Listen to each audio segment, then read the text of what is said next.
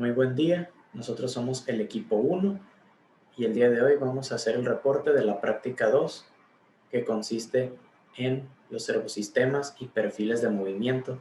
Nosotros somos Rodolfo Granados, Marco Antonio Fimbres y Guillermo Quiroga. La primera parte de la práctica consistió en la modificación del servomotor de radiocontrol. Primeramente, se retiró la placa de control incluida en la carcasa y se soldaron nuevos cables para tener acceso a las terminales de su potenciómetro y del motor en DC. Como se puede ver, se tiene acceso ahora por medio de estos cables a las 3 terminales del potenciómetro y a las 2 terminales del motor.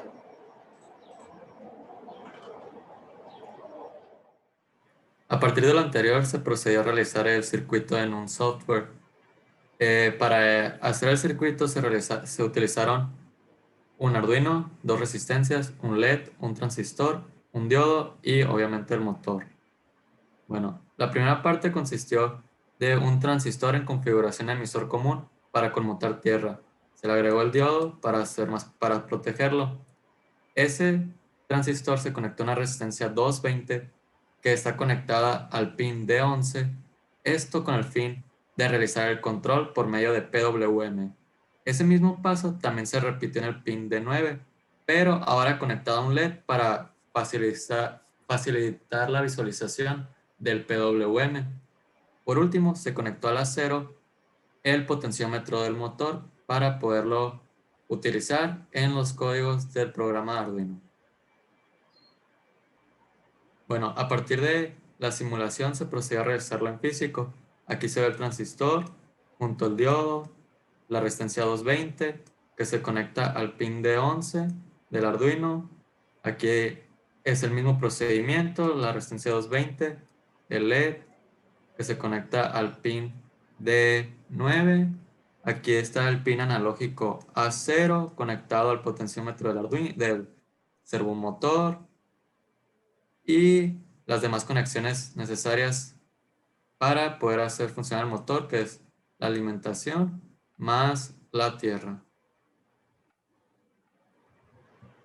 A partir de eso se procedió a realizar las curvas o los perfiles.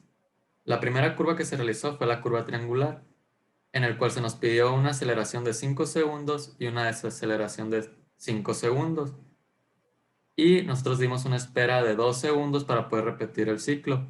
Para poder realizar esto, se utilizó la función de la pendiente, donde se tomaron 2 puntos del triángulo para la subida y luego otros 2 puntos para la bajada. Y eso se metió a un código que se va a explicar más adelante. Lo mismo se realizó para la curva trapezoidal. Sin embargo, hay una diferencia que llega a un punto de una velocidad constante. Para eso se utilizó y igual a 1 para que se mantuviera 5 segundos. Y al igual que el pasado, también dimos 2 segundos de espera para poder repetir el ciclo. Para el perfil de movimiento de la curva S, utilizamos una función sigmoide.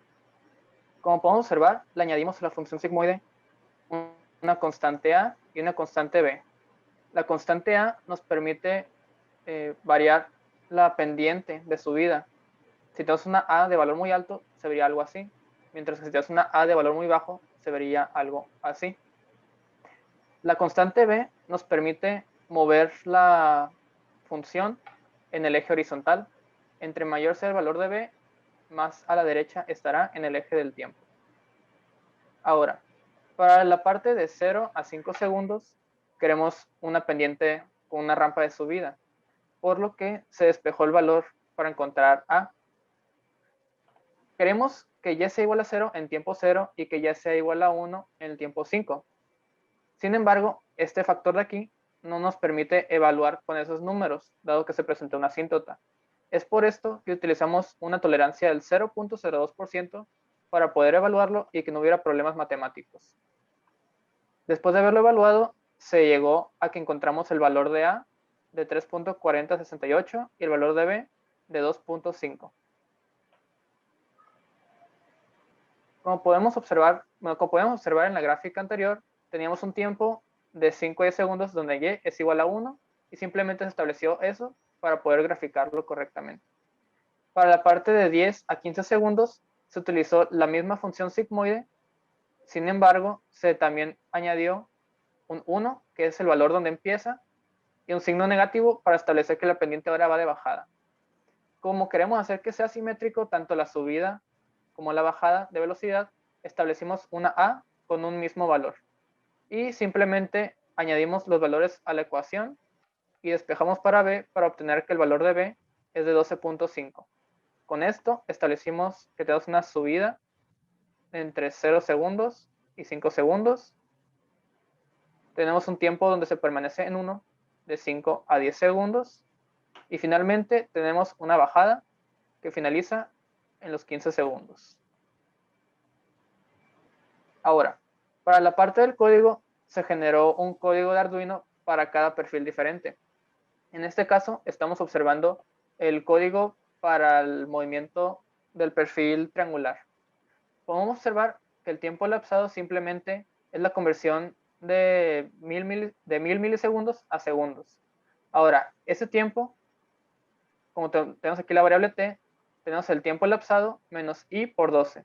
Esto es porque el ciclo de la parte triangular son 5 segundos de subida, 5 segundos de bajada y 2 segundos de tiempo muerto. Entonces, cada vez que se cumple ese ciclo, se resta este valor para poder volver a iniciar el ciclo y que se esté repitiendo constantemente. Ahora, en esta parte de aquí, establecimos las funciones para cada periodo de tiempo. Tenemos que de 0 a 5 segundos simplemente tiene una pendiente de un quinto. Tenemos que de 5 a 10 segundos tenemos una pendiente negativa y con este valor que nos permite hacer que la y empiece en esta parte. Y nos quedaría pues básicamente una subida y una bajada con la misma pendiente. Ahora, si bien recordaremos, tanto el trapezoidal como la curva S tienen un tiempo donde la velocidad es máxima constante. Entonces, para la parte del código, simplemente se añadió otra parte de estas, donde tenemos y es igual a 1 de 10 a 15 segundos, no, perdón, de 5 a 10 segundos, y de 10 a 15 segundos se añadió la parte de bajada. Ahora, en la parte de la derecha podemos observar que tenemos una serie de comandos. Esta parte de aquí básicamente nos da la posición del potenciómetro.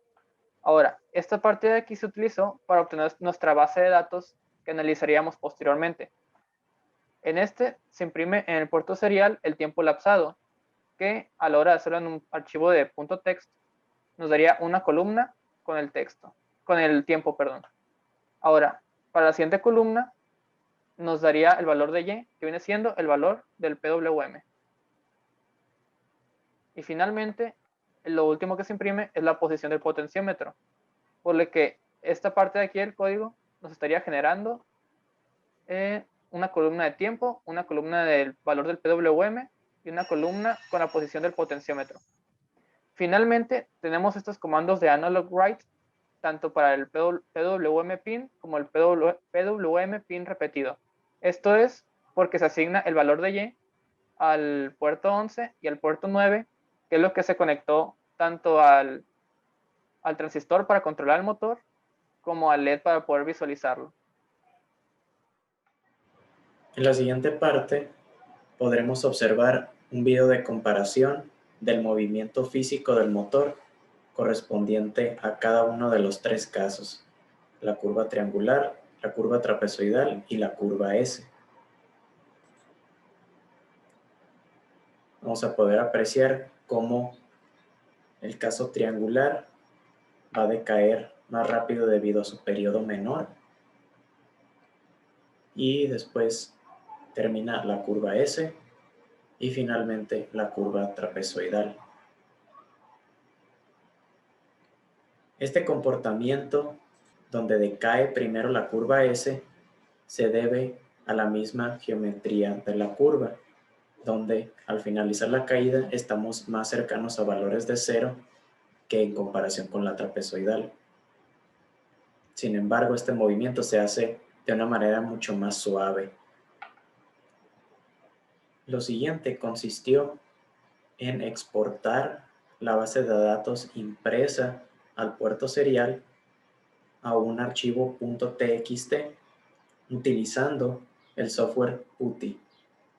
Como se puede observar en la figura de la izquierda, se observa la interfaz de cómo es la configuración utilizada, y en la figura de la derecha se puede ver la impresión del puerto serial con los datos correspondientes a las columnas mencionadas.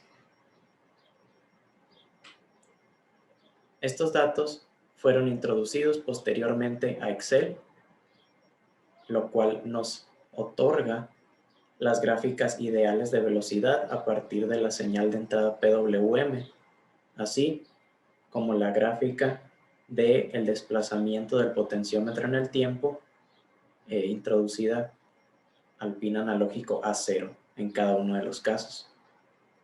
Después, para cada una de estas curvas de posición del potenciómetro, se calculó el área bajo la curva en cada uno de los casos. Para esto se utilizó un comando de Excel proveniente de una librería llamada Excelab, la cual incluye la capacidad de calcular de manera numérica, por medio de la aproximación trapezoidal, la integral a partir de un conjunto de puntos.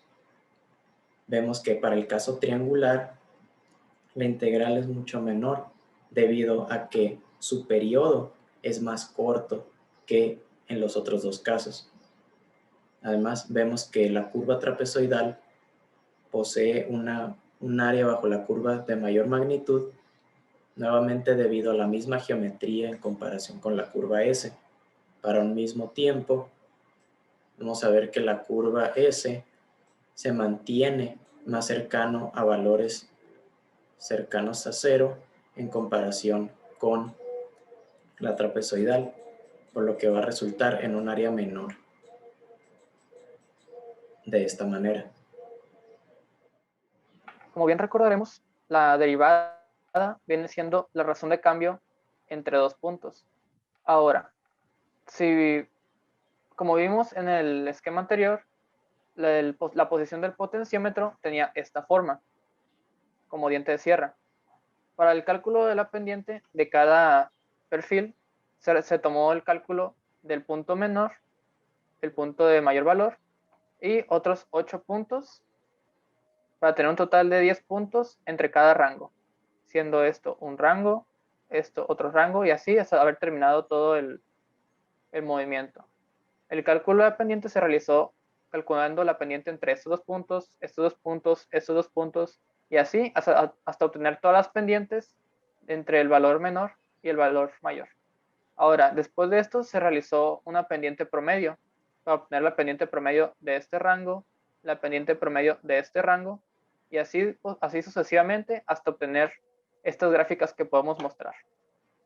Ahora, como podemos observar, la envolvente de cada gráfica representa el perfil de movimiento que esperábamos obtener.